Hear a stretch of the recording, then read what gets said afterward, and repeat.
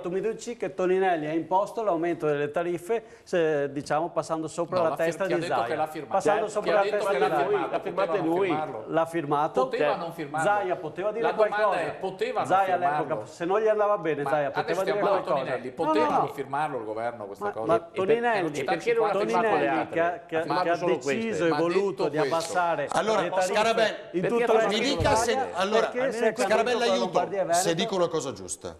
L'amministratore delegato chiede, guardate che da piano finanziario secondo noi dobbiamo aumentare. Il ministro delle infrastrutture, espressione dell'ANAS, ANAS e Regione 50-50. 50 e 50, dai. Il ministro delle infrastrutture che in quel momento è Toninelli dice vabbè e firma.